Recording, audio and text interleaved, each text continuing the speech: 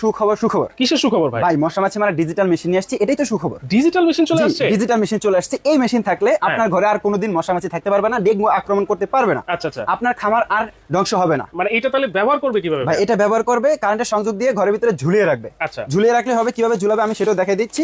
প্রতিটা প্রোডাক্টের সাথে এরকম একটা চেন থাকবে। আচ্ছা। হ্যাঁ, এই চেনের মাধ্যমে আপনার ঘরের যে কোনো স্থানে আপনি ঝুলিয়ে রাখবেন, কারেন্টের সংযোগ দিতে হবে।